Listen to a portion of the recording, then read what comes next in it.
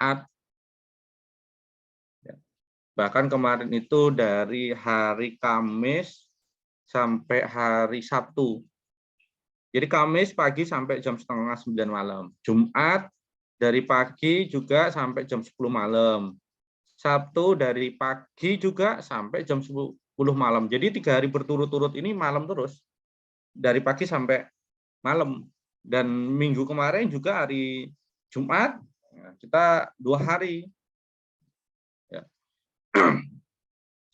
Nah, jadi kita punya hutang 3 dan hari ini kita bisa masuk, berarti nanti tinggal 2 kali pertemuan lagi ya, Mbak Puput ya, yang harus kita ganti ya. Iya, Pak. Nanti kalau waktunya misalnya masih longgar, bisa kita langsung 2 kali pertemuan, atau nanti yang 2 kali pertemuan ini kita carikan hari lain di minggu depan, ya. Kalau memang memungkinkan ya. Tentunya harus disaur ya. 2 kali pertemuan nggak hadir, maaf, 2 kali pertemuan kita nggak masuk ya nanti harus kita cari waktu pengganti ya. Kemudian terkait dengan kegiatan FT komunitas, nanti saya minta tolong Mbak Puput untuk mengirimkan daftar kelompok dan juga nama ya. Nanti kirimkan ke saya, dan juga minggu depan kita nanti akan mengundi ya, ataupun menentukan pembimbing tiap kelompok siapa. Dan untuk supaya adil juga, tidak bisa memilih pembimbing satu dengan yang lain, nanti kita adakan seperti kemarin, ya, kita acak. Nanti setiap kelompok ngambil 1 kertas yang di situ tertulis nama pembimbing. Ya. Gitu ya Mbak Puput dan teman-teman ya. Nanti untuk daftarnya saya minta tolong dikirimkan. Minggu depan kita pilihkan untuk pembimbing setiap kelompok. Ya, ini M. Irfan hadir ya, sudah ini.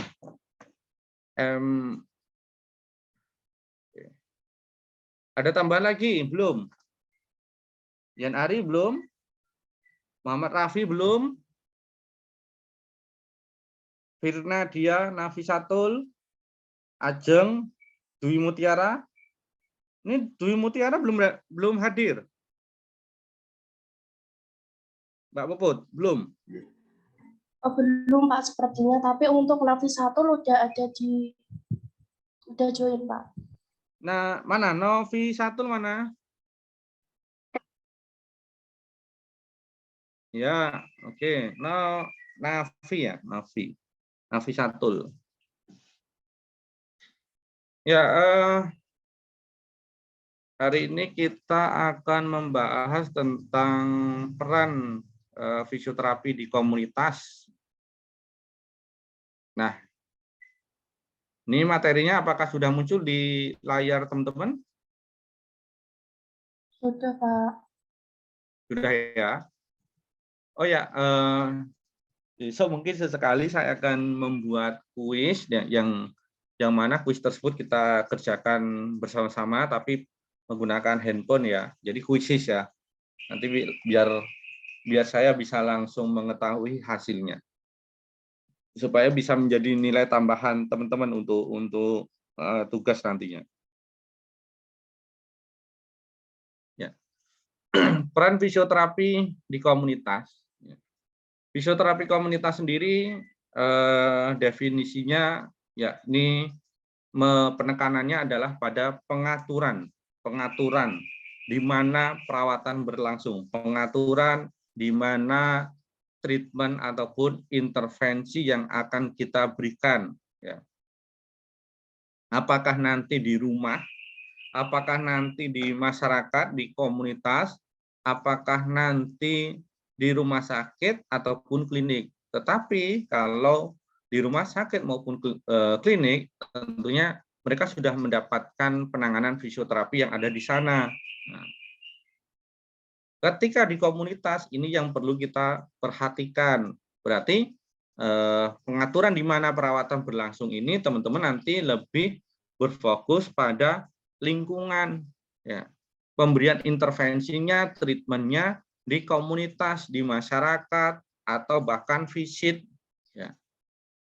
Misalnya ketika teman-teman masuk ke dalam suatu komunitas lansia, lansia bugar ataupun lansia yang menderita hipertensi ataupun lansia yang menderita stroke, ya, komunitas pasien stroke misalnya. Teman-teman mengumpulkan di situ, ya, membuat suatu kegiatan, dan teman-teman memberikan intervensi, baik intervensinya berupa penyuluhan, edukasi, atau intervensinya berupa treatment, ya, pemberian IR, exercise, penggunaan modalitas fisioterapi yang lain, diatermi misalnya. Jadi banyak sekali nanti cara yang bisa kita berikan pada komunitas yang ada di masyarakat. Oh, kalau belum muncul suatu permasalahan, Pak, berarti langkah promotif dan preventif. Ya. Tapi kalau sudah muncul permasalahan, Pak, kebetulan kita masuknya ke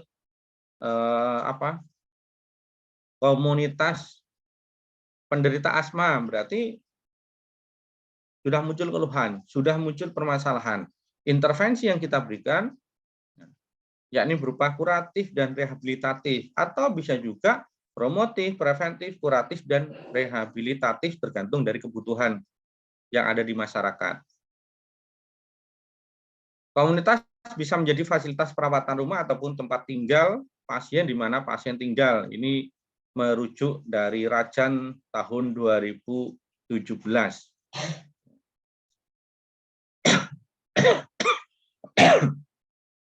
Peran fisioterapi di komunitas memiliki peluang kerja yang cukup luas di berbagai bidang, termasuk rumah sakit, pusat kesehatan, pusat kebugaran, pusat layanan orang dengan kecacatan fisik, pusat rehabilitasi, desa binaan.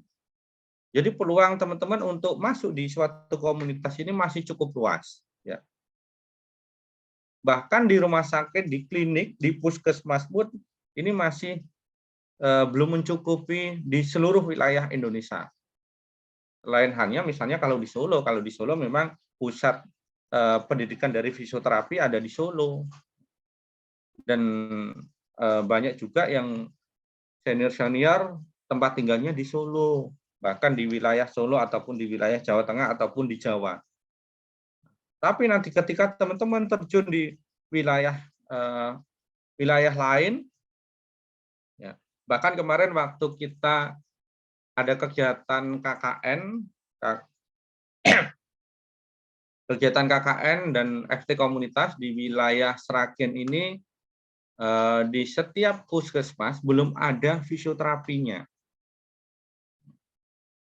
Itu artinya peluang teman-teman untuk bekerja, untuk memberikan pelayanan di seluruh lini, ya, di puskesmas ini juga masih cukup besar. Tapi kalau kita, Pak, saya pengennya ini, Pak, di komunitas saja, berarti ya di luar dari rumah sakit, di luar dari klinik, ya. Berarti langsung terjun ke masyarakat, ke desa-desa, ke pusat binaan, desa binaan, pusat rehabilitasi. Misalnya teman-teman masuk ke Panti Breda, misalnya nanti teman-teman masuk ke komunitas disabilitas, misalnya nanti teman-teman masuk di pusat kebugaran. Ahli fisioterapi juga dapat bekerja di posisi manajerial, penelitian, dan juga pengembangan teknologi di bidang fisioterapi. Nah, nanti teman-teman silakan ingin menjadi seorang peneliti atau ingin menjadi seorang praktisi. Kalau praktisi ya ini misalnya visit pasien, home care, ya, memberikan pelayanan di komunitas, bekerja di rumah sakit ataupun di instansi. Tapi kalau ingin jadi akademisi, berarti masuknya ke bidang penelitian. Bidang penelitian ataupun pengajaran, silakan. Nah, ini adalah model layanan fisioterapi holistik di komunitas. Jadi ada kurvanya, ada segitiga, piramida ya. Di situ ada layanan komunitas oleh ahli fisioterapi, ditunjang oleh keluarga yang terlatih oleh ahli fisioterapi, dan juga layanan di rumah sakit oleh ahli fisioterapi. Dan kemudian tentunya juga ada pasien. Ketika teman-teman ingin memberikan layanan di komunitas, nanti teman-teman juga bisa melakukan pemberdayaan ataupun memanfaatkan dalam arti kata ini sesuatu hal yang positif ya. Pemberdayaan masyarakat, pemberdayaan keluarga. Tujuan dari pemberdayaan apa? Kira-kira. Ada yang bisa menjawab? Tujuan dari pemberdayaan masyarakat ataupun keluarga. Ada yang bisa menjawab?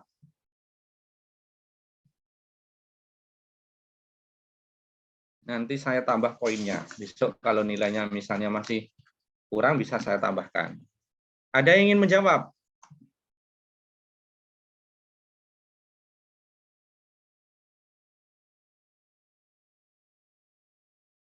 Tujuan dari pemberdayaan masyarakat, manfaat dari pemberdayaan masyarakat, kira-kira apa? Izin menjawab, Pak. Ya, silakan. Atas nama siapa? Oktaviani. Oh, Oktaviani, Nafisatul ya? Bukan. Oktaviani. Oh, beda. Bentar, saya lihat dulu. Oktaviani. Fitriah, Oktaviani Fitriah. Iya. Ya, silakan, Mbak. Okta. Jadi tujuan dari pemberdayaan dalam pengasuhan ini berguna untuk membantu dan juga melakukan terapi selama perawatan pasien selama di rumah. Pemberdayaan itu bertujuan untuk melatih kemandirian dari pasien, tidak selalu bergantung pada tenaga kesehatan. Ya, betul sekali Mbak Oktaviani Fitriah. Jadi tujuan pemberdayaan masyarakat di situ karena kita sebagai tenaga kesehatan, sebagai fisioterapi tentunya tidak mampu, tidak akan bisa mendampingi, mengawasi selama 24 jam dari program, dari intervensi yang kita berikan kepada masyarakat. Ini sudah saya singgung juga di materi promosi kesehatan ya Mbak Okta ya. Kalau teman-teman masih ingat, nah nanti ketika teman-teman terjun di komunitas, ini baru tahu, baru sadar, oh ternyata pemberdayaan masyarakat itu seperti ini ya. Oh ternyata manfaat dan tujuan dari pemberdayaan masyarakat itu seperti ini ya. Bisa membantu, memonitor intervensi, ya, memonitor perilaku kesehatan yang ada di masyarakat. Bisa membantu, ya, mengawasi program kerja ataupun intervensi ataupun pendidikan kesehatan yang sudah kita berikan sebelumnya. Misalnya teman-teman nanti memberikan melakukan penyuluhan, ya. Melakukan penyuluhan kepada masyarakat, kepada komunitas.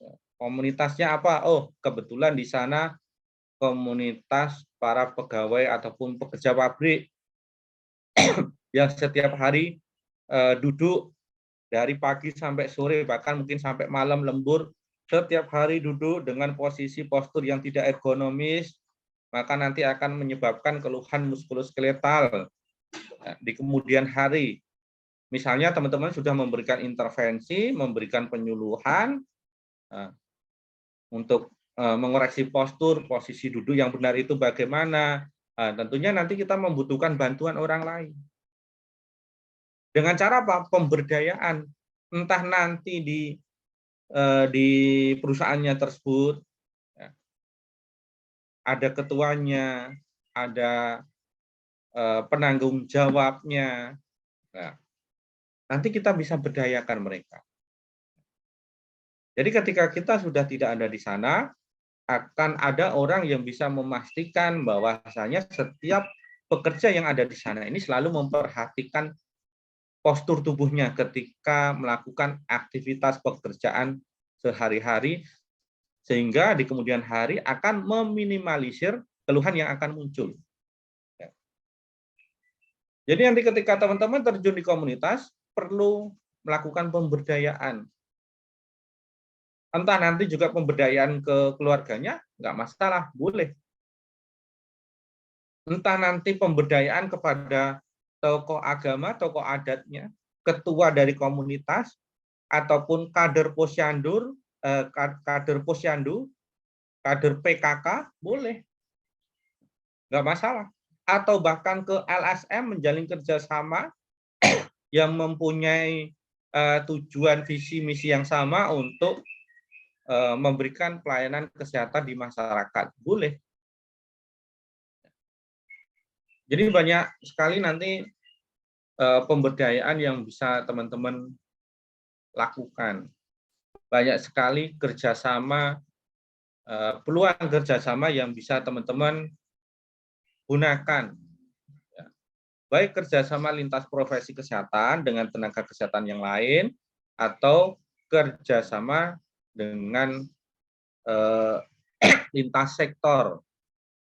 Misalnya tadi kerjasama dengan kader posyandu, kerjasama dengan kader PKK, kerjasama dengan tokoh masyarakat, tokoh adat yang nanti bisa membantu kegiatan teman-teman selama memberikan intervensi di komunitas.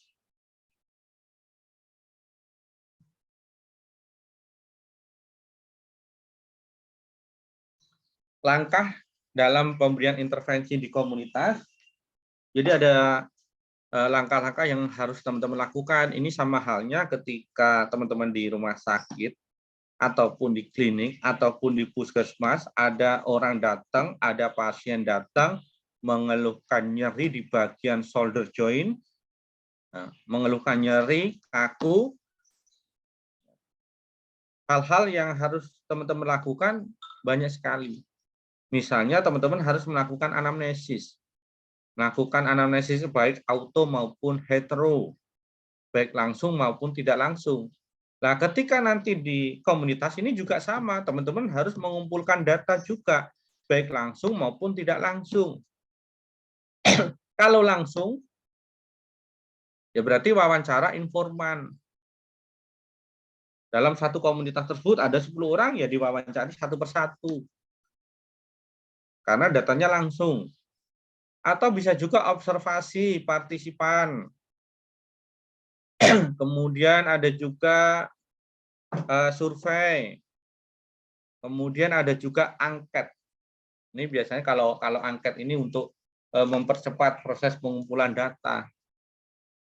Jadi angket disiapkan, teman-teman menyiapkan, kemudian dibagikan ke komunitas. Kebetulan Pak, saya masuk ke komunitas pesepak bola ataupun atlet sepak bola di seluruh wilayah Solo. Oh, ada 100 orang. Padahal kita satu kelompok cuma 2 sampai 3 orang, Pak. Gimana kita bisa mengumpulkan data langsung?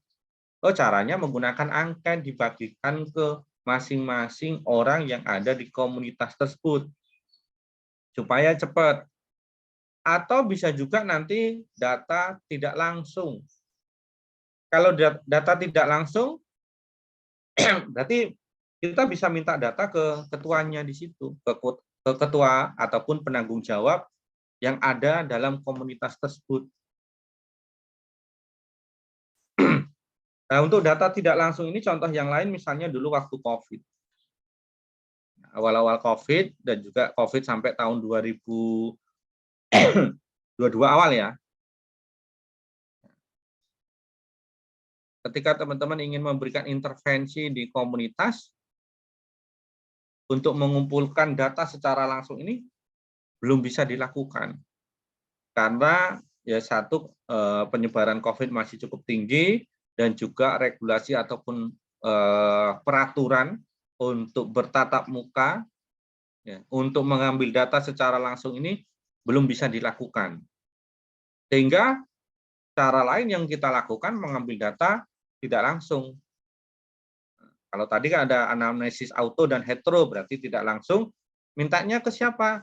Oh, ke tokoh agama yang ada di sana. Oh, ke ketua RT, Pak RT-nya, Pak RW-nya, atau bahkan ke pihak bidan desa.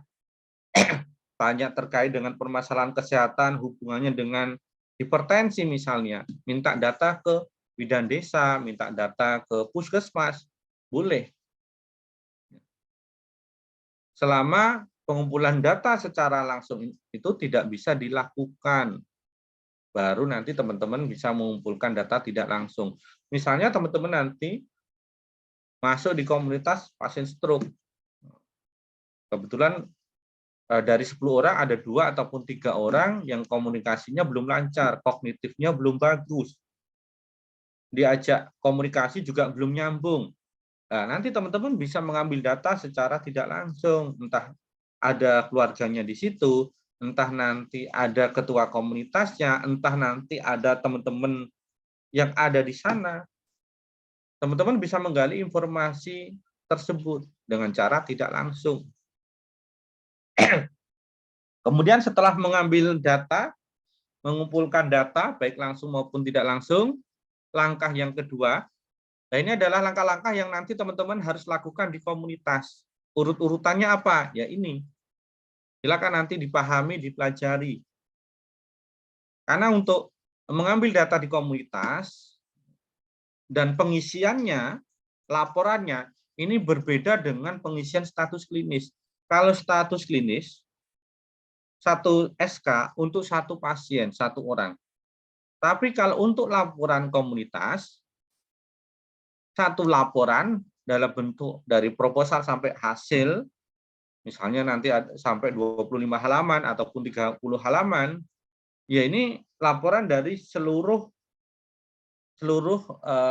kegiatan yang dilakukan di komunitas dan juga seluruh permasalahan intervensi dalam satu komunitas tersebut.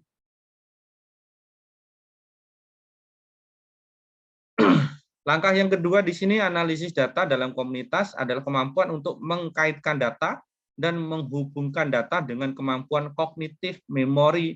Kalau kognitif ini hubungannya dengan memori. Interpersonal ini hubungannya dengan lebih dari satu orang, berarti komunikasi antara kita dengan masyarakat, dengan komunitasnya. Kemampuan kognitif yang dimiliki sehingga dapat diketahui tentang kesenjangan ataupun masalah yang dihadapi oleh masyarakat ataupun oleh komunitas. Apakah itu masalah kesehatan atau masalah yang berkaitan dengan pelayanan fisioterapi dengan mengumpulkan data dari komunitas. Karena derajat kesehatan masyarakat ya menurut Bloom tahun 1972 ya. Ini juga sudah disampaikan waktu mata kuliah Makul Promkes ini. Derajat kesehatan masyarakat ini dipengaruhi oleh 4 faktor. Lifestyle, gaya hidup, kemudian populasi ya, kemudian medical care, nah berarti layanan kesehatan, perawatan kesehatan, ya. Kemudian lingkungan juga. Lingkungannya sudah mendukung, lingkungannya bagus Pak, tidak ada hubungannya dengan permasalahan kesehatan yang muncul di masyarakat di komunitas tersebut. Populasinya juga nggak terlalu padat, Pak. Kepadatan penduduknya misalnya dalam 1 kilometer itu 100 orang.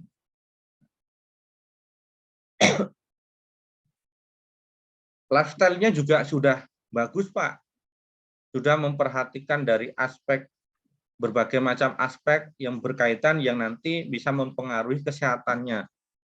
Tapi masih ada satu lagi, yakni medical care, perawatan ataupun pelayanan kesehatan yang masih kurang mumpuni, kurang memadai untuk memberikan layanan kepada komunitas, Pak. Sehingga ya, permasalahan kesehatan yang ada di komunitas tersebut ini cukup tinggi. Mereka ada kemauan, ada kemampuan, finansialnya kuat, pemahamannya juga sudah cukup bagus, untuk menerapkan pola hidup sehat, ya, memperhatikan lifestyle-nya, tetapi karena layanan kesehatan yang ada di sana kurang, misalnya ketika kita batuk, pilek, sakit, kita punya kemampuan, finansialnya bagus, datang ke rumah sakit ataupun ke klinik, ke dokter untuk berobat. Atau misalnya kok tiba-tiba bangun tidur punggung saya sakit.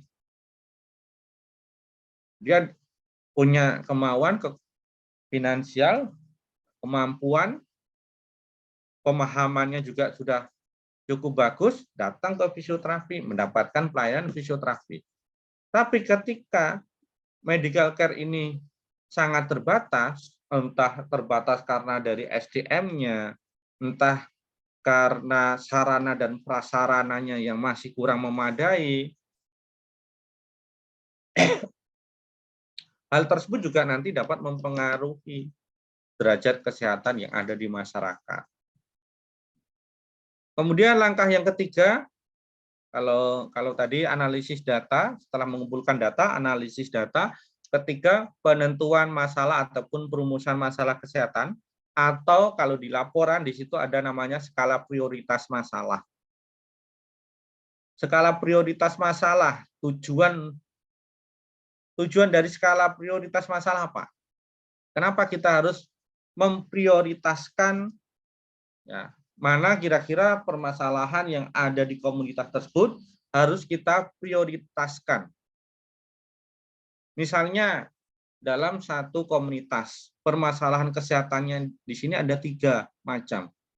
Ada yang terkena OA, mengeluhkan keterbatasan gerak, nyeri di bagian knee joint.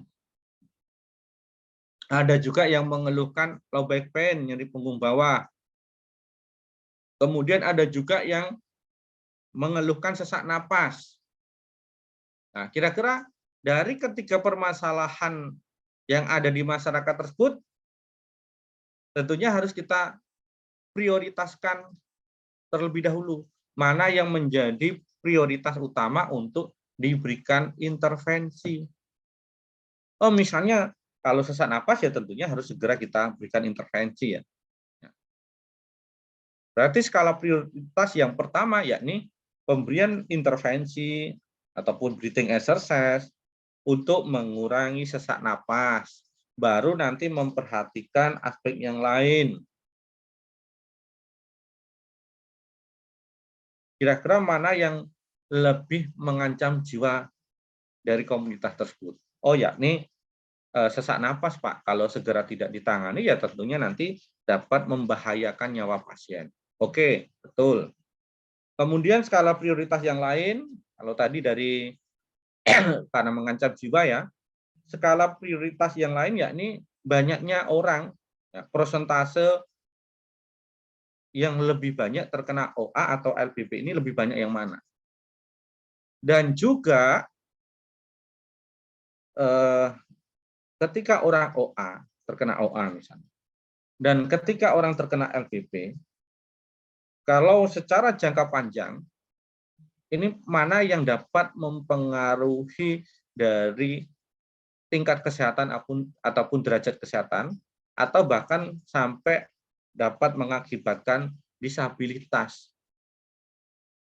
Oh, misalnya OA, Pak, karena OA ketika masuk ke grade 4, pasiennya tidak mampu untuk berjalan, bahkan harus dilakukan TKR, total knee replacement. Ketika ada keterbatasan gerak, tidak digerakkan, lama tidak anggota ekstremitas bawahnya lama tidak digerakkan, maka nanti akan muncul artrosis, Pak. Oh, akan muncul misalnya frozen. Kalau biasanya kita dengar frozen shoulder ya. Kalau ini pembekuan di sendininya, Pak, sehingga otomatis pasien tidak mampu naik sepeda motor, tidak mampu naik kendaraan, tidak mampu duduk, ya. Kakinya harus lurus terus. Oh, berarti itu nanti bisa menjadi skala prioritas masalah yang bisa teman-teman perhatikan lebih dulu. Ya.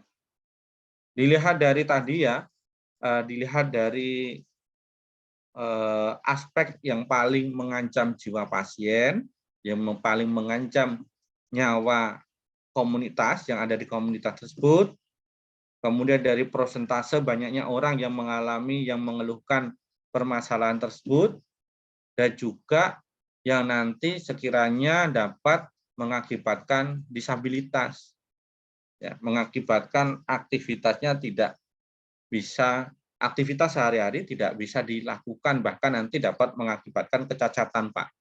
Yaitu nanti teman-teman bisa memperhatikan beberapa aspek tersebut. Namun demikian, masalah yang telah dirumuskan tidak mungkin diatasi sekaligus. Nah, oleh karena itu, diperlukan prioritas masalah. Permasalahan kesehatan yang ada di komunitas, misalnya ada 7, ada 5, nggak mungkin secara bersamaan teman-teman bisa mengatasi, ya, memberikan intervensi ke 7 masalah yang ada di komunitas. Makanya perlu dilakukan skala prioritas masalah.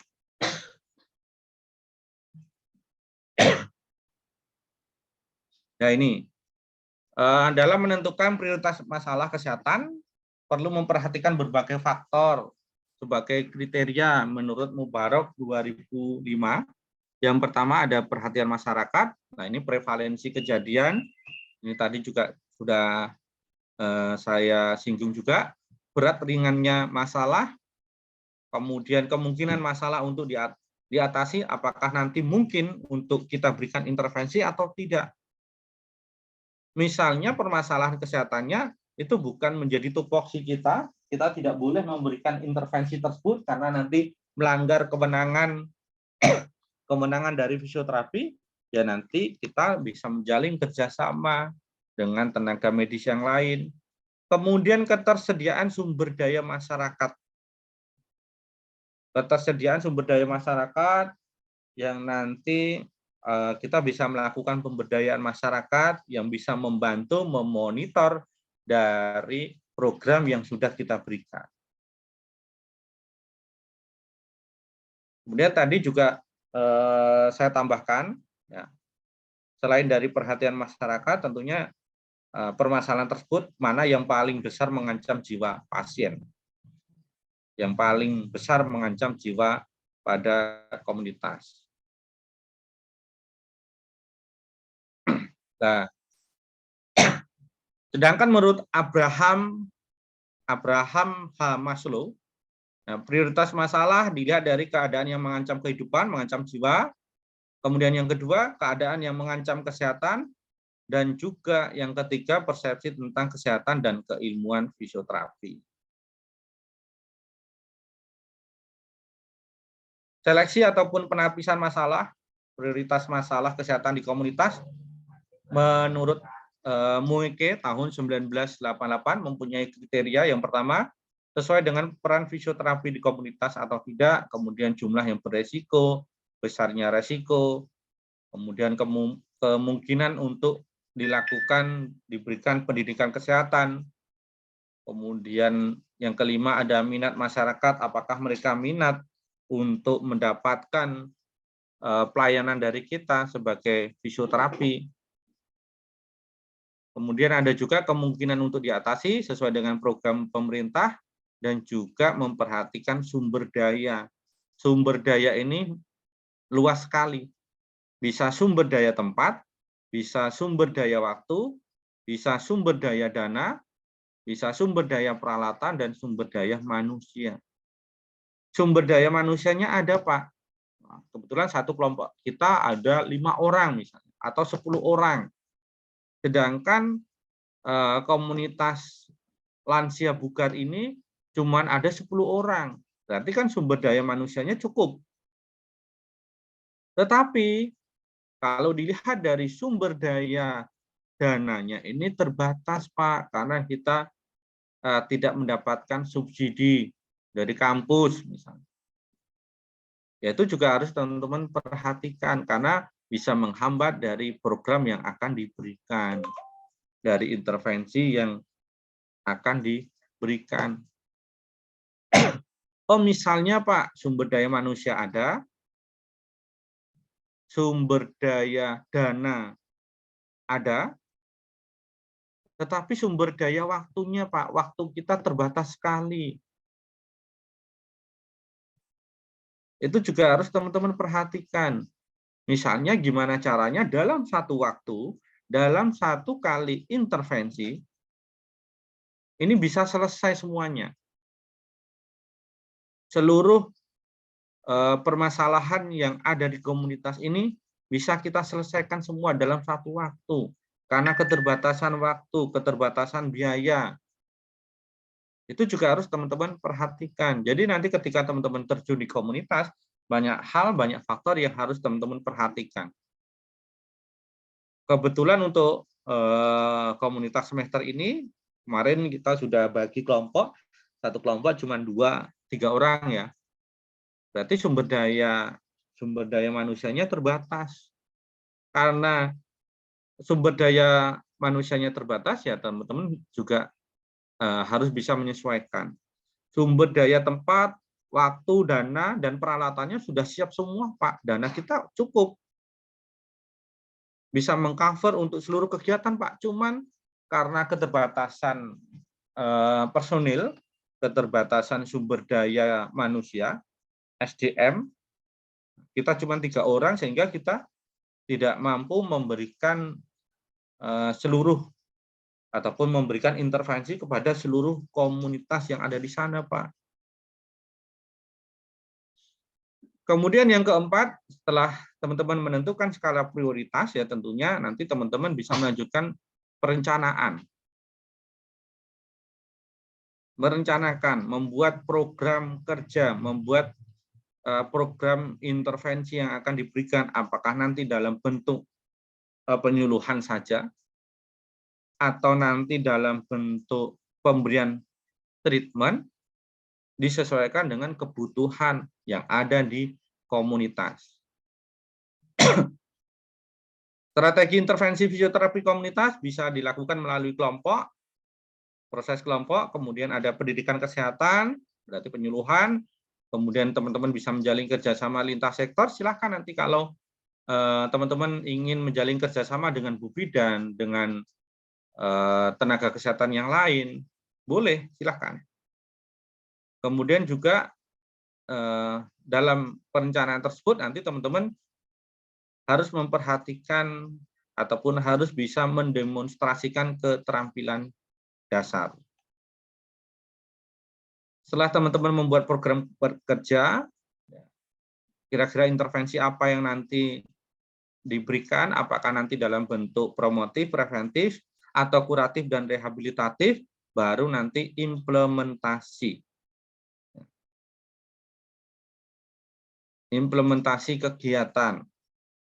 Fisioterapi bertanggung jawab untuk melaksanakan tindakan yang telah direncanakan yang sifatnya bantuan untuk mengatasi masalah gerak dan fungsi, kemudian mempertahankan kondisi seimbang ataupun sehat, dan juga meningkatkan derajat kesehatan yang ada di masyarakat.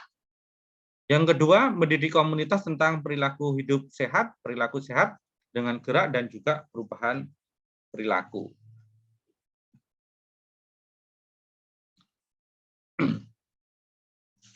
Ini materinya masih ada beberapa slide, Mbak Puput. Untuk jam teori sudah selesai ya? Sudah, Pak. Sudah ya, waktunya kita untuk puasa 45 menit. Berarti kita lanjut ke praktek ya. Pak. Ya, untuk praktek, kita tetap melanjutkan materi ini, kita selesaikan, kemudian nanti kita sharing tentang kegiatan yang nanti teman-teman akan teman-teman lakukan di komunitas.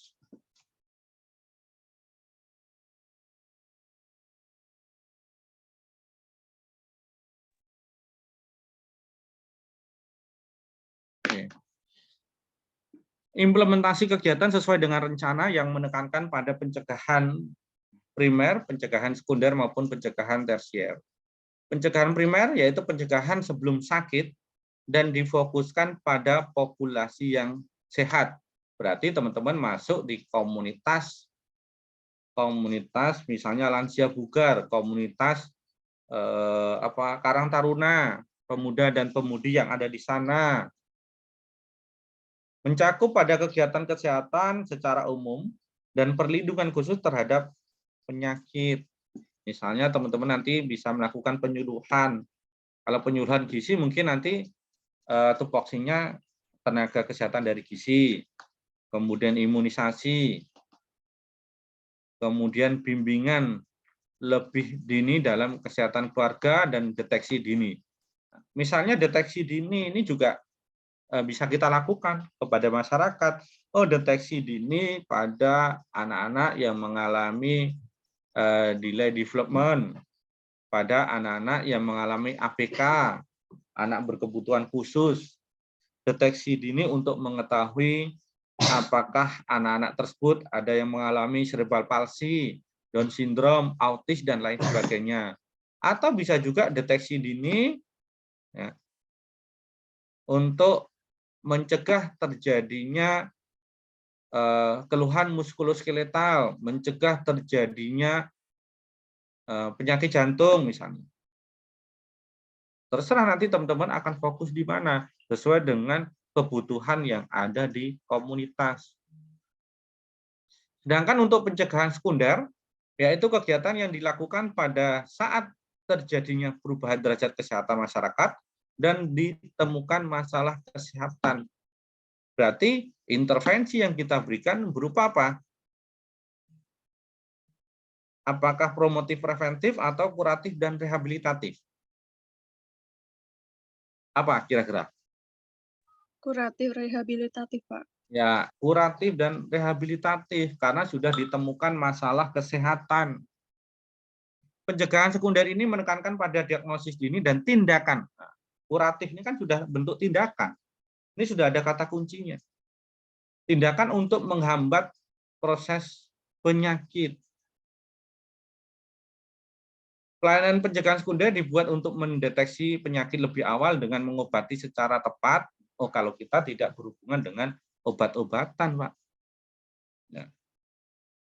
Kegiatan-kegiatan yang mengurangi faktor resiko.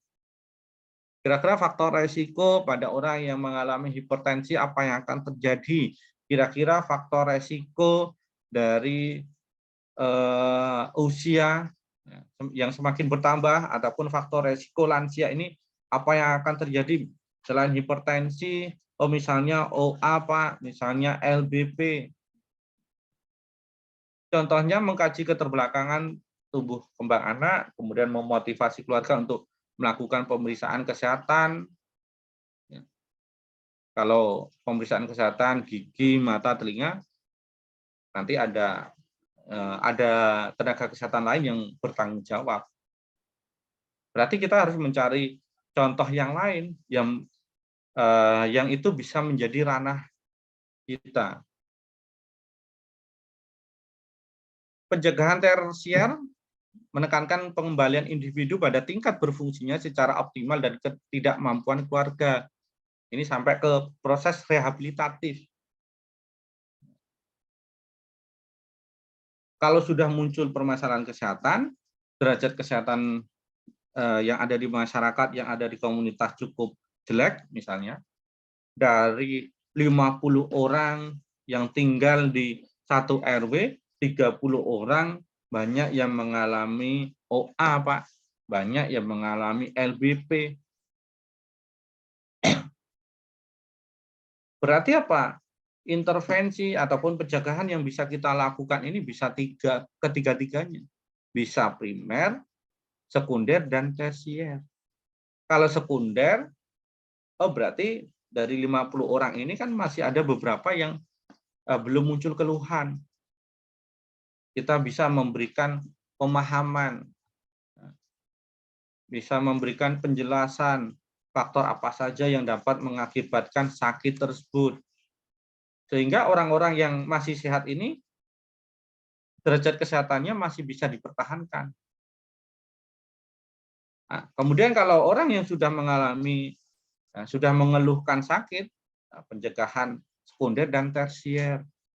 Selain memberikan pengobatan, selain memberikan penyuluhan, memberikan intervensi, exercise, Selain memberikan modalitas fisioterapi, bagaimana kita bisa mengembalikan kemampuan individu, kemampuan fungsi pasien tersebut untuk dapat beraktivitas kembali, untuk dapat bersosialisasi dengan lingkungannya. Yang mencakup pembatasan kecacatan kelemahan pada seseorang dengan stadium dini dan rehabilitasi pada orang yang mengalami kecacatan agar dapat secara optimal berfungsi sesuai dengan kemampuannya. Misalnya mengajarkan latihan fisik pada penderita yang mengalami fraktur. Ada orang fraktur, pos operasi, selain teman-teman memberikan exercise untuk mengurangi nyeri, juga mengajarkan latihan exercise yang lain untuk dapat meningkatkan gerak dan fungsi, meningkatkan kemampuan kekuatan otot, meningkatkan LGS, sehingga pasien tersebut, masyarakat tersebut, komunitas tersebut dapat beraktivitas seperti sedia kala, dapat berinteraksi, bersosialisasi dengan lingkungannya. Kemudian yang keenam, poin terakhir, ketika nanti teman-teman membuat laporan, setelah memberikan intervensi, nanti teman-teman evaluasi. Ketika teman-teman melakukan evaluasi, hal-hal yang harus diperhatikan, antara harus ada penilaian pre dan post. Sama halnya ketika pengisian status klinis, ada pasien mengeluhkan nyeri, kita ukur nyerinya, kemudian kita menentukan diagnosis, menentukan treatmentnya, memberikan treatment, kemudian nanti nyerinya diukur lagi. Sehingga nanti kita bisa membandingkan antara pre dan post, ada tidak penurunan nyerinya. Ada tidak peningkatan range of motion-nya setelah diberikan exercise aktif dan pasif. Ada tidak penurunan UDIM setelah kita berikan treatment. Sama halnya ketika di komunitas, ini juga sama. Ketika di komunitas, teman-teman, oh gimana Pak kalau memeriksa nyeri? Ya silakan bisa menggunakan alat ukur. Oh Pak, kalau kita kan kebetulan intervensi yang kita berikan bukan bersifat kuratif dan rehabilitatif, tetapi promotif dan preventif. Berarti kan belum muncul keluhan, belum muncul nyeri, belum muncul keterbatasan gerak. Berarti apa yang bisa kita lakukan? Membuat kuesioner.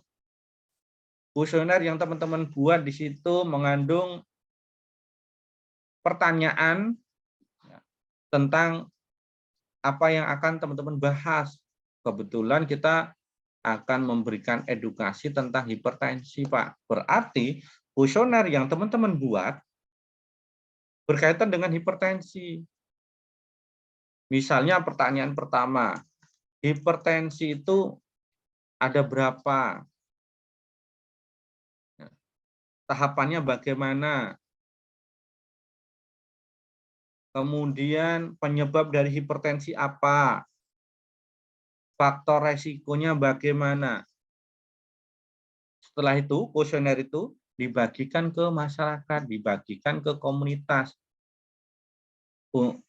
Mereka diminta untuk menjawab dari beberapa pertanyaan yang sudah kita berikan, yang sudah kita buat dalam kuesioner. Dikumpulkan, kemudian dinilai dari 10 pertanyaan, misalnya Mbak Puput menjawab 5 pertanyaan yang benar. Mbak Oktaviani menjawab 7 pertanyaan. Dikumpulkan, di-record. Ya. Selanjutnya, teman-teman memberikan edukasi, memberikan penyuluhan tentang hipertensi, pengertian dari hipertensi apa, hipertensi menurut ataupun sesuai dengan umurnya. Ketika umurnya 60 tahun dikatakan hipertensi bila sistol dan diastolnya berapa. Faktor penyebab dari hipertensi apa? Makanan apa saja yang dapat mengakibatkan hipertensi? Setelah teman-teman selesai memberikan edukasi, memberikan penyuluhan, atau ataupun memberikan program, langkah terakhir teman-teman juga harus melakukan pengukuran lagi. Dengan apa? Dengan kuesioner tadi yang masih kosong. Misalnya dalam satu komunitas ada 10 orang, teman-teman berarti menyiapkan kuesionernya 20. Yang awal tadi 10 sudah dibagikan, ditarik, dinilai, setelah diberikan intervensi, kuesioner yang masih kosong, yang belum diisi, dibagikan juga. Mereka diminta untuk mengisi. Oh, yang tadi Mbak Puput, dari 10 soal, 5 yang terjawab benar, Mbak Okta 7. Setelah diberikan edukasi, setelah diberikan pemahaman,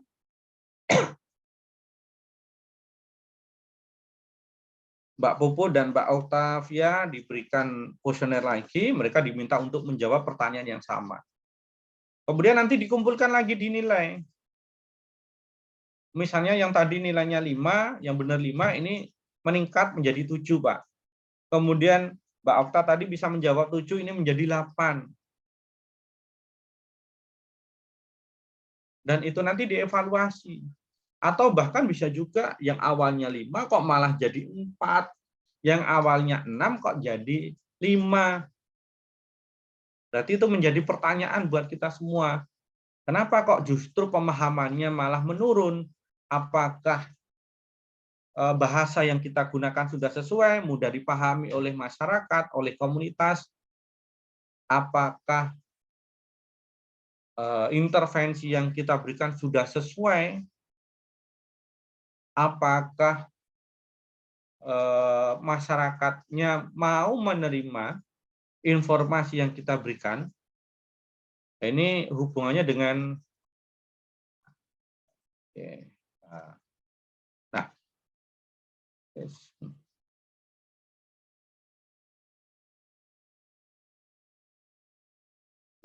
ini hubungannya dengan minat masyarakat. Kalau minat masyarakatnya rendah, kurang untuk mendapatkan, untuk mengikuti kegiatan kita, nanti juga akan berpengaruh terhadap tingkat keberhasilan intervensi program yang kita berikan nantinya. Oh, berarti nanti dari hasil tersebut, evaluasi tersebut, teman-teman bisa mencatat, kok nilainya malah justru menurun, tingkat pemahamannya kok justru menurun, mereka malah bingung. Oh, misalnya minat masyarakatnya masih cukup, masih kurang. Antusiasme, effort mereka, motivasi mereka belum ada untuk mendapatkan pelayanan kesehatan. Sehingga hal tersebut dapat mempengaruhi dari hasil kegiatan yang kita lakukan. Tingkat pemahamannya tidak berubah, masih sama. Atau mungkin karena bahasa yang kita gunakan, kebetulan kita terkendala dengan bahasa daerah, kita bisanya cuma menggunakan bahasa Indonesia, padahal komunitas yang ada di sana ini lebih banyak, lebih mengerti bahasa lokal, bahasa mereka masing-masing. Itu silakan teman-teman mencatat dari evaluasi hasil kegiatan yang sudah dilakukan. Nah, evaluasi tersebut memuat keberhasilan proses dan keberhasilan tindakan fisioterapi. Keberhasilan proses dapat dilihat dengan membandingkan antara proses dengan pedoman ataupun rencana dari proses tersebut, diukur antara pre dan post. Sedangkan keberhasilan tindakan dapat dilihat dengan membandingkan antara tingkat kemandirian masyarakat dalam perilaku kehidupan sehari-hari dan tingkat kemajuan kesehatan masyarakat komunitas dengan tujuan yang telah ditetapkan ataupun dirumuskan sebelumnya menurut Mubarak tahun 2009. Ini artinya teman-teman harus membandingkan apakah ada perubahan perilaku yang ada di masyarakat. Kalau ini hubungannya dengan promosi kesehatan yang kita berikan. Kalau nanti intervensinya dalam bentuk exercise, Pak, ya berarti yang diukur bukan perubahan bukan perubahan perilaku, tetapi perubahan derajat kesehatannya ini. Perubahan derajat kesehatannya misalnya dilihat dari nyerinya ini. Perubahan derajat kesehatannya dilihat dari kemampuan aktivitas fungsional, dilihat dari range of motion-nya, dilihat dari keluhan nyeri, dilihat dari keluhan keterbatasan gerak, apakah ada peningkatan keterbatasannya atau menurun. Ya tentunya yang kita harapkan adalah terjadinya penurunan keterbatasan gerak. Sehingga aktivitas fungsionalnya juga akan dapat meningkat. Ini sama halnya pada saat teman-teman mengisi status klinis. Ada long term maupun short term. Jadi tujuan jangka pendek dan jangka panjang. Jangka pendeknya mengurangi nyeri, meningkatkan meningkatkan range of motion. Kalau keterbatasan gerak kita tingkatkan berarti ya tambah menurun derajat kesehatannya. Ketika nyerinya berkurang, keterbatasan geraknya berkurang, otomatis nanti aktivitas fungsional sehari-harinya juga akan meningkat. Aktivitas ya, bukan keterbatasan aktivitas. Kalau keterbatasan aktivitas berarti menurun.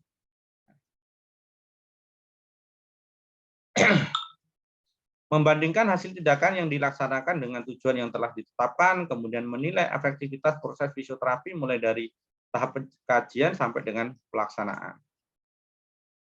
Hasil penilaian fisioterapi digunakan sebagai bahan perencanaan selanjutnya.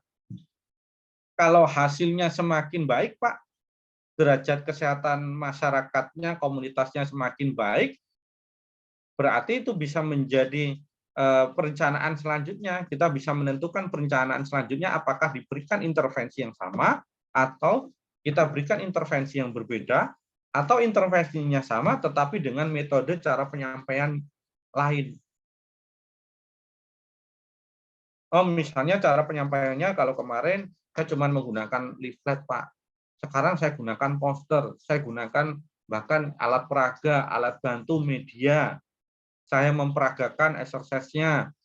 Ada yang menjadi pasien. Kita simulasi role play. Saya menjadi terapisnya, ada yang menjadi pasiennya, kemudian saya exercise di depan komunitas, di depan masyarakat, sehingga mereka mudah memahami dari apa yang saya sampaikan.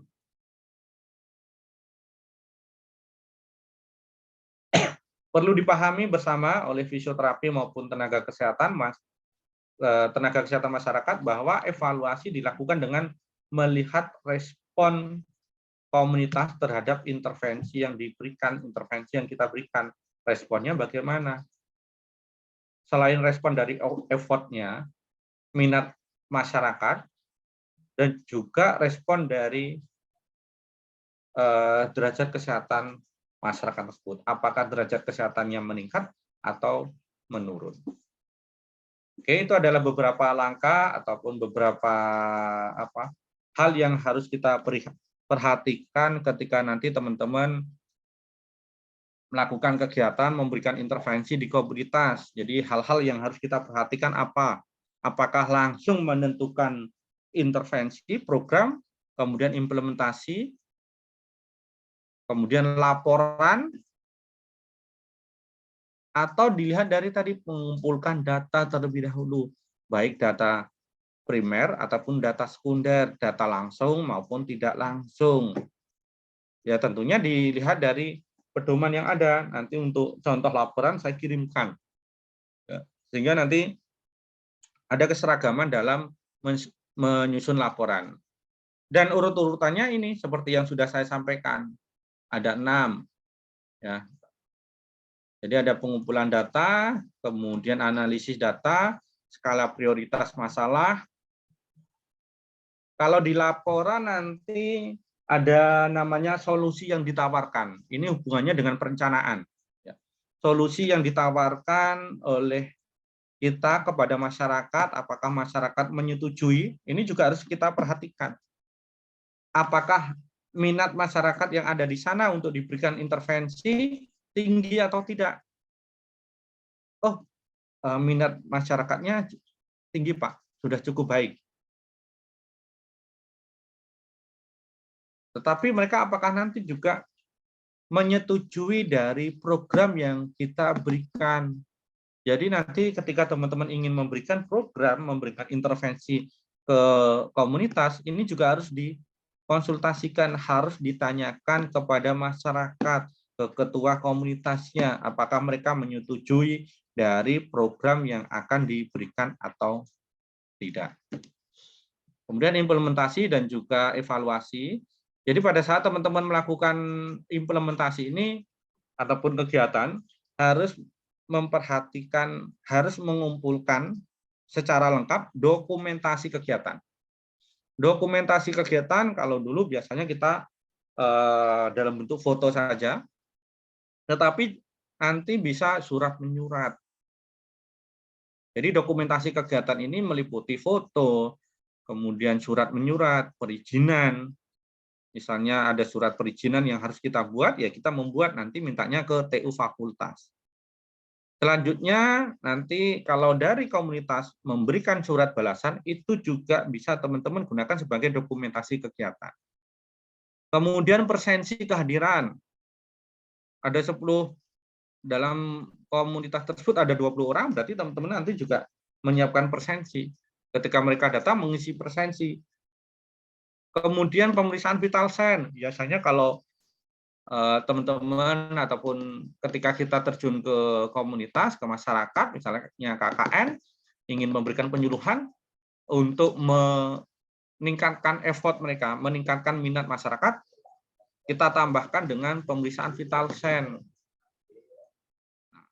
Pemeriksaan vital sign, pengukuran tinggi badan, berat badan, yang awalnya mereka males, paling cuman itu saja, paling cuma sekedar penyuluhan. Tetapi ketika kita berikan embel-embel, kita berikan tambahan, oh Bapak Ibu nanti akan kita berikan juga pemeriksaan, akan kita lakukan juga pemeriksaan vital sign, pemeriksaan tinggi badan, berat badan, atau misalnya, oh Bapak Ibu nanti kita juga akan melakukan pemeriksaan gula darah, asam urat, boleh silahkan. Supaya bisa menarik minat, apalagi kalau kita terjun ke masyarakat, ke komunitas yang belum muncul permasalahan kesehatan, ke komunitas lansia bugar, ke komunitas atlet sepak bola, ke komunitas atlet bola voli, badminton. Kebetulan mereka belum mengeluhkan sakit sama sekali, belum mempunyai permasalahan kesehatan. Ya berarti nanti teman-teman harus punya siasat, harus punya trik tersendiri untuk dapat menarik minat mereka, untuk dapat memotivasi mereka untuk datang di kegiatan yang nanti teman-teman lakukan di sana. Jadi untuk dokumentasi banyak sekali ya yang nanti teman-teman bisa kumpulkan. Dia ada daftar hadir, kemudian misalnya ada pemeriksaan vital sign, misalnya ada pemeriksaan gula darah, asam urat, bisa teman-teman record di sana, bisa teman-teman membuat catatannya. Misalnya membuat kertas kecil, nama, kemudian alamat, umur, jenis kelaminnya laki-laki atau perempuan, hasil pemeriksaan gulanya berapa atau asam uratnya berapa. Kemudian pemeriksaan vital sign-nya berapa. Itu bisa teman-teman gunakan sebagai dokumentasi kegiatan. Oke, sementara itu saja dari saya. Mungkin dari teman-teman ada pertanyaan atau ada hal-hal yang ingin didiskusikan, silakan.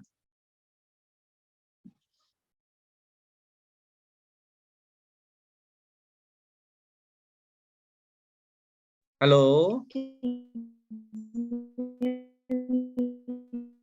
suaranya putus-putus ya. Bertanya, Pak. Siapa Mbak Okta? Iya, untuk pertanyaannya saya kirimkan melalui ini ya, Pak, melalui Ya, chat chat room aja. boleh, karena Ya, suaranya terputus-putus. Coba. baik, Ya. Pak.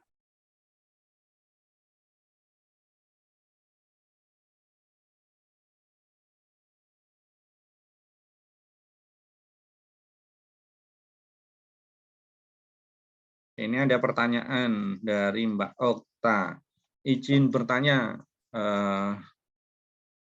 Yang pertama, untuk angket ataupun kuesioner sendiri, ada prosedur khusus dalam pembuatan atau tidak?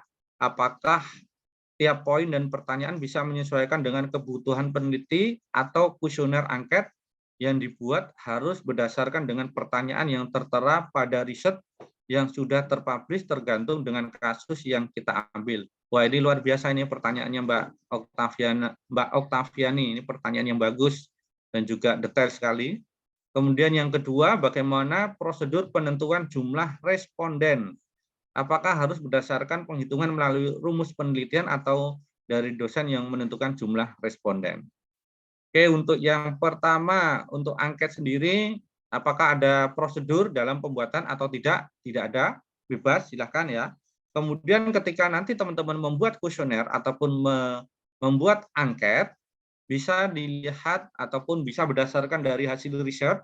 Kalau berdasarkan dari hasil riset mungkin ini lebih ke lebih ke materi, lebih ke konten yang akan disampaikan. Jadi ketika teman-teman akan memberikan edukasi, tentunya harus berdasarkan riset yang sudah ada, berdasarkan based on data. Ya.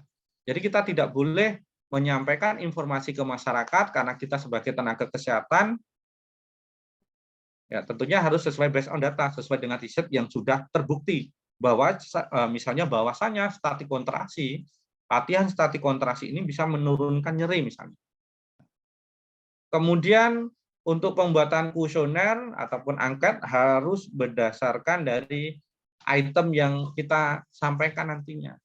Kebetulan nanti kita akan membahas tentang OA, berarti seputaran dari OA ini yang nanti bisa menjadi pertanyaan yang akan diberikan kepada masyarakat. Dan yang harus diperhatikan pertanyaan ini ya, ataupun bahasa yang digunakan dalam kuesioner ini yang mudah dipahami. Misalnya, apakah Bapak Ibu tahu tentang osteoartritis ataupun OA? Itu kan bahasa medis. Oh, misalnya apakah Ibu tahu tentang penyakit degeneratif sendi misalnya. Nah, nanti di situ ada pilihan ABC.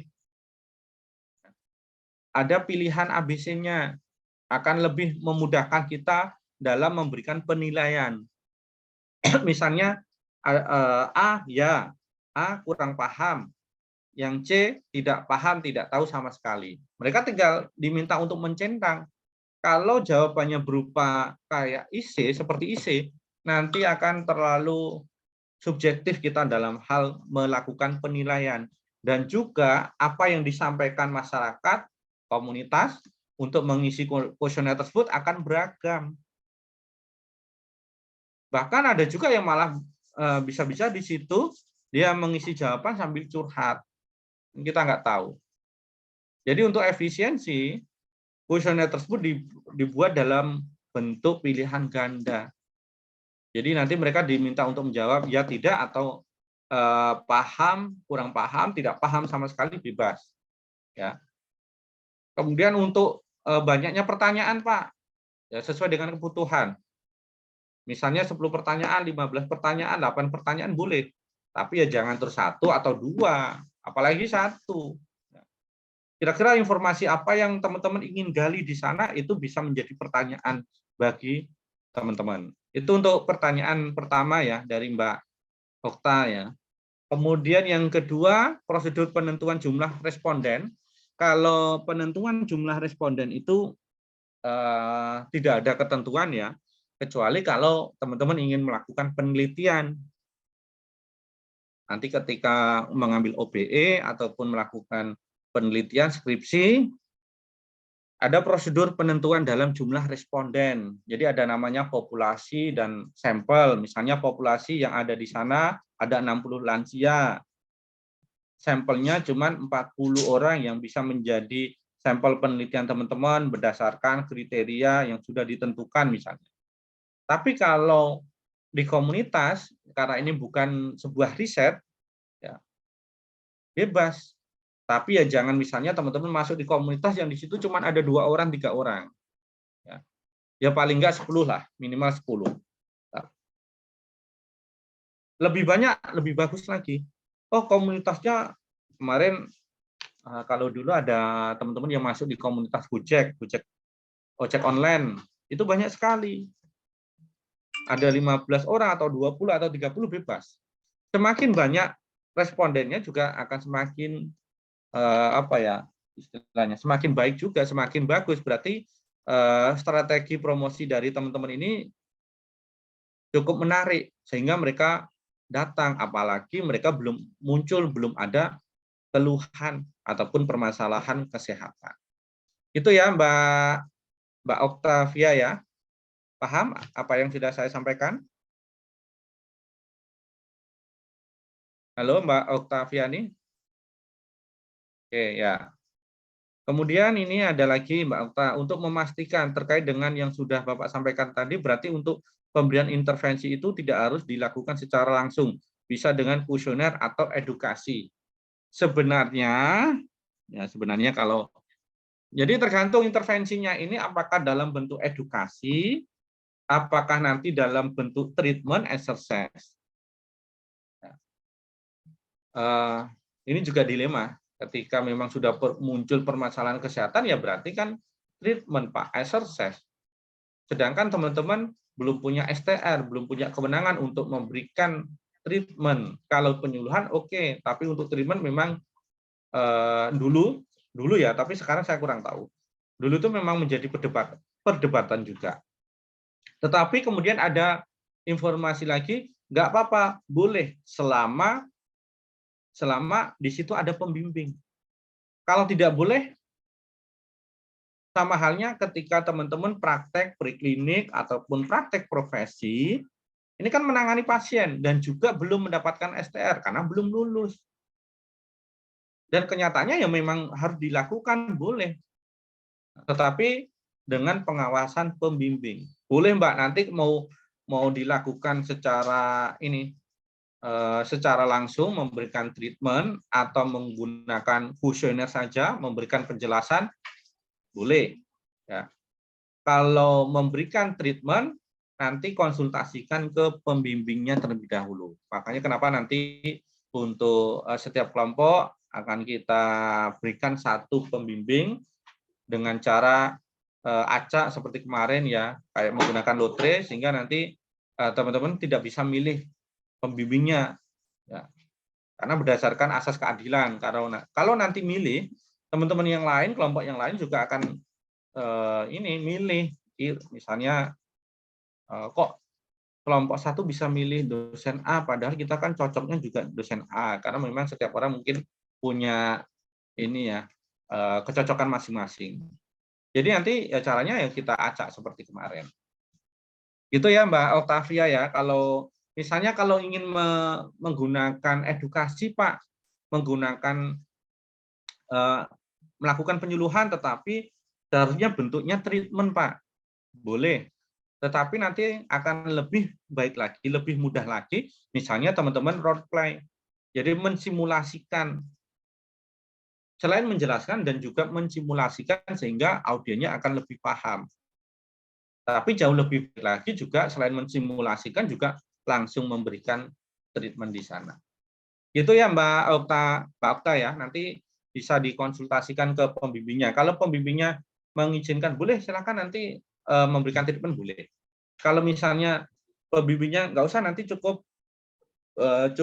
edukasi saja, boleh, ataupun treatmentnya dalam bentuk edukasi, tidak secara langsung, boleh. Sesuai dengan sesuai dengan responden ataupun masyarakat ataupun komunitas, sesuai dengan kebutuhan, dan juga sesuai dengan ini nanti rekomendasi dari pembimbingnya bagaimana. Begitu ya Mbak Okta ya.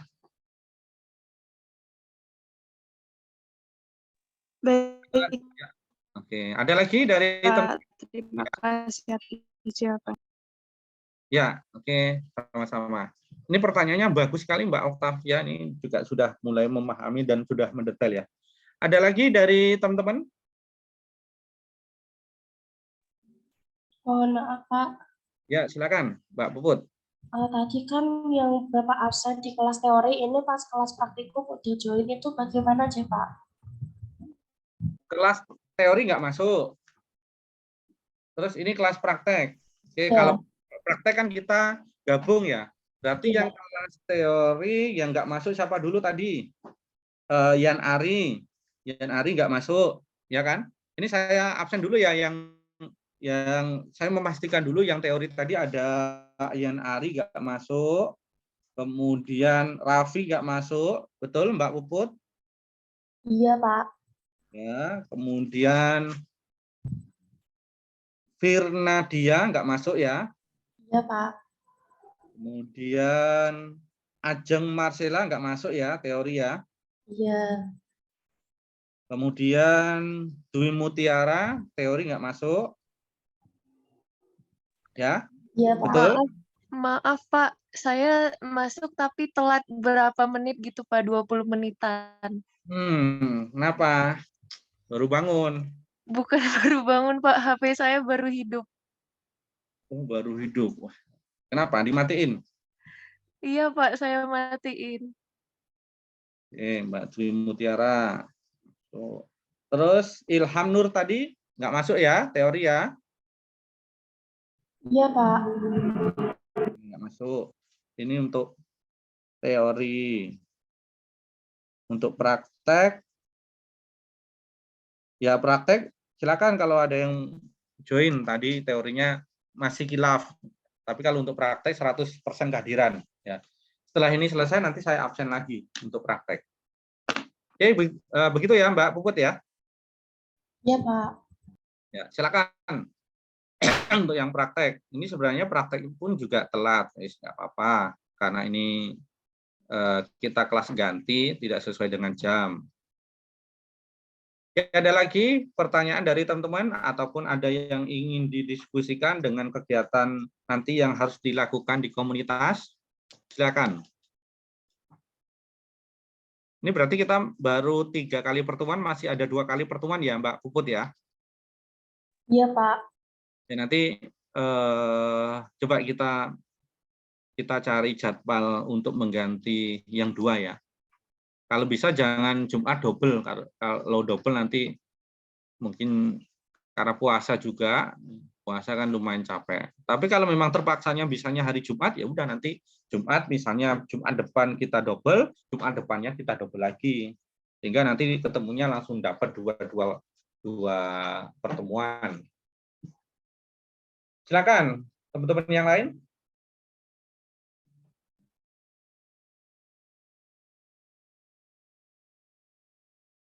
Ada lagi? Ini saya absen dulu untuk yang praktek. Mbak Puput ada. Bernadine. Hadir, Pak. Asti. Hadir, Pak. Rizka, MK. Hadir Pak. Firnadia. Hadir, Pak. Nafisatul. Hadir, Pak. Amelia Dwi. Hadir, Pak. Anggun Pramudia. Hadir, Ivana Hanun. Hadir, Pak. Novita Sri Wulandari. Hadir, Pak. Rahma Alvina. Hadir, Pak. Rahma Sintamia. Hadir, Pak. Ajeng Marcella. Ajeng nggak masuk. Padahal kuliahnya online itu enak banget loh ya. Tapi masih nggak masuk. Yingvi Salma. Hadir, Pak. Adel Restasia. Hadir, Pak. Mutiara ada tadi. Daristri. Daris mana Daris? Hadir. Hadir. Ya. Samsul Ari mana? Hadir, Pak. Anwar. Hadir, Pak. Ya. Andre. Andre. Mana Andre? Andre Agassi. Andre? Nggak ada.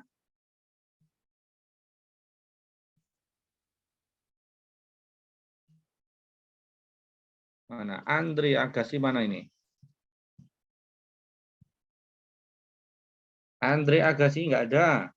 Ilham Nur Himawan. Nggak ada. Oh, Pak, hadir, Pak. Siapa? Agassi. Iya, Pak. Apa kamu sambil apa itu? Nyambi apa? Alfi Salatina. Hadir, Pak. Pelani Hilmi. Hadir, Pak. Otavia ada.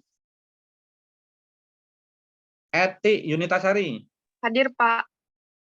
Faizah Nasrillah ya, Nasrillah. Faizah, Hadir, ya. Fitria Ningsih, Hadir, Pak. Anissa Rizky, Hadir, Pak. Rahmanur, Hadir, Pak. Muhammad Rafi. Muhammad Rafi nggak masuk.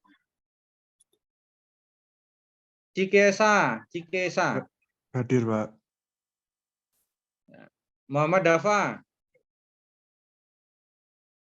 Muhammad Dafa. Hadir, Pak. Abyori, Hadir, Pak. Ajeng, Hadir, Pak.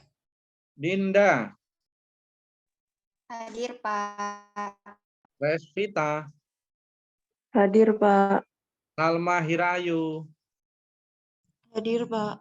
Azizah Rahma, Hadir, Pak. Ike Putri, Hadir, Pak. Aulia Rahman, Hadir, Pak. Tesya Hadika, Hadir, Pak.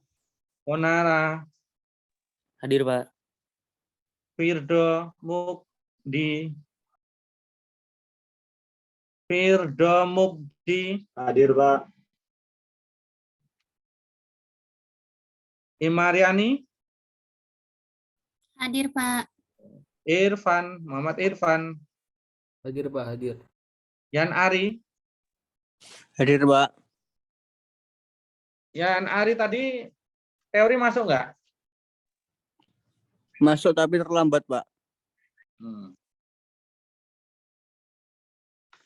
Oke, ini ada beberapa yang nggak masuk. Ada Muhammad Rafi, ada Ajeng, ada Ilham. Kalau dulu saya ingat sekali mata kuliah manual terapi ini Ilham sama Rafi nih. Muhammad Rafi ini yang kalau dulu Muhammad Rafi ini beberapa kali nggak masuk, kalau Ilham ini sama sekali nih. Ya. Oke, perlu diketahui teman-teman. Jadi nanti ketika semester depan, berarti semester 7 ya? Iya Mbak Puput ya? Iya, Pak. Ya, semester 7 itu kan nanti ada namanya mata kuliah komunitas lanjut. Syarat untuk mengambil komunitas lanjut harus mengambil komunitas dasar, dan ini sudah saya sampaikan di awal. Ketika komunitas dasar teman-teman nggak ambil, nggak pernah masuk, otomatis ya nggak ikut kegiatan. Nggak ikut kegiatan di komunitas, berarti nanti ketika teman-teman mengambil komunitas lanjut untuk publikasi, berarti ya namanya nggak ada. Karena dari awal kegiatan, dia nggak ikut. Otomatis kalau publikasi ya namanya nggak mungkin muncul. Ini sama halnya seperti kakak tingkat kalian. Jadi ketika komunitas dasar dia nggak ngambil atau nggak pernah masuk, saya lupa. Kemudian mengambil komunitas lanjut di semester 7, namanya juga nggak muncul. Nggak muncul di publikasi, karena di semester 7 nanti teman-teman harus punya luaran, punya publikasi dari kegiatan di komunitas dasar di semester 6. Jadi nanti silakan, ini sebenarnya kalau untuk praktek harus 100%, ini sudah ada beberapa yang nggak masuk, nanti apakah nanti bisa ikut kegiatan atau tidak, nanti saya pertimbangkan. Kalaupun bisa ikut, ada konsekuensinya. Ya, ada tugas yang harus dipenuhi. Kalau dulu Raffi ini saya juga ingat, waktu mata kuliah manual terapi ini, dia nggak, persensinya kurang dari 75%, dia nggak bisa ikut ujian. Kemudian saya memberikan pelonggaran untuk mengumpulkan tugas, tapi dia nggak mau juga mengumpulkan tugas, akhirnya terus terang nilainya nggak keluar. Itu ya, nanti silakan teman-teman memperhatikan ini, walaupun mungkin mata kuliah komunitas santai kok, tapi ada nilainya. Kalau nggak pernah masuk ya nilainya juga nggak akan keluar. Ya, santai tapi tanggung jawab, santai tapi serius. Santai dalam hal kegiatannya kan nanti nyantai, kegiatannya di komunitas. Tetapi nanti juga ada pertanggungjawaban yang harus teman-teman lakukan. Kalau nggak pernah ikut, nggak masuk, ya udah nggak dapat nilai. Berarti nanti di komunitas lanjut di semester 7 untuk publikasi namanya nggak akan muncul. Kemarin juga untuk yang kakak tingkat kalian itu ada waktu publikasi ada teman kelompoknya yang menyampaikan ke saya, dulu waktu komunitas dasar dia nggak ikut. Sehingga untuk publikasi, otomatis teman-temannya juga keberatan namanya dimasukkan ke kelompoknya. Padahal dia tidak ada kontribusi sama sekali. Nggak ikut kegiatan, nggak ikut kontribusi, nggak membantu kegiatan, nggak membantu membuat laporan, sehingga ya namanya di-cut, nggak muncul. Dan dia harus mengulang di semester ini, mengulang di angkatan kalian mungkin. Nah, kalau nggak salah di angkatan kalian ini ikutnya. Ya, itu nanti silakan diperhatikan, karena kalau komunitas dasar tidak diikuti berarti komunitas lanjut juga otomatis tidak akan bisa ikut juga. Oke, sementara itu dulu dari saya, mungkin dari teman-teman apakah ada masukan ataupun ada pertanyaan atau ada tambahan, dipersilakan sebelum saya akhiri. Tidak ada? Sepertinya tidak ada, Pak. Ya, karena sementara belum ada ya, karena ini puasa Pak, mau istirahat ya, mau ini ibadahnya apa, tidur. Tapi ya jangan dari pagi tidur, bangun siang sholat zuhur, tidur lagi, bangun sholat asar, tidur lagi, baru nanti buka puasa. Oke, terima kasih atas perhatian teman-teman semua. Mohon maaf bila ada salah kata maupun kekurangan. Billahi taufik wal hidayah. Wassalamualaikum warahmatullahi wabarakatuh. Waalaikumsalam warahmatullahi wabarakatuh. Terima kasih, Pak. Oke, terima kasih semuanya ya. Sampai jumpa minggu depan. Saya izin live ya.